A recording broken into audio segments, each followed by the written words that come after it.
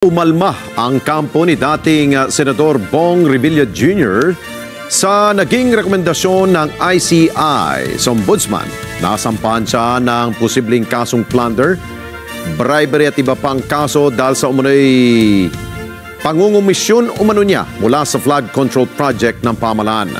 Ayon sa kanyang tagapagsalita na si Attorney Maria Carissa Ginto na hindi binigyan si Revilla ng ICI ng pagkakataon na magpaliwanag at idepensa ang kanyang sarili.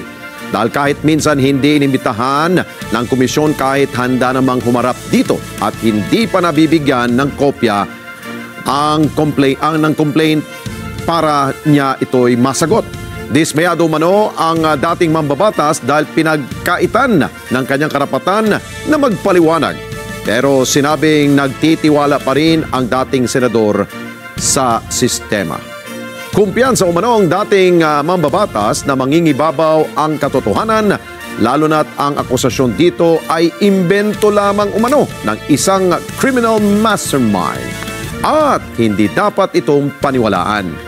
Dagdag pa na ang nagdadawit kay Revilla ay sila mismong umamin na sila ang bumuo, nagtatag at nagpatakbo ng sindikato at silang nakinabang sa daan-daang bilyong piso na ginagamit ngayon umano para bilhin ang kanilang pagtakas sa hustisya.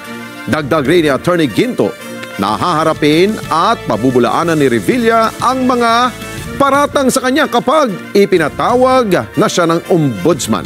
Samantala, siniguro naman ni dating Senador Grace Poe na makikiisa siya sa gagawing investigasyon ng ombudsman para malaman ang katotohanan at makasuhan ang talagang dapat managot sa katiwalian.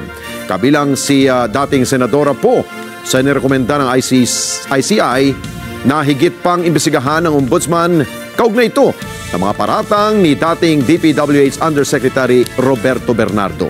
Dagdag pa ni Poe na ang rekomendasyon ng ICI na mag-imbestiga pa ang ombudsman ay malinaw na pagkilala na mali ang paratang at walang ebidensya na susuporta para siya'y kasuhan. Hindi raw niya ito ikinagulat at ng mga nakakakilala sa kanyang integridad.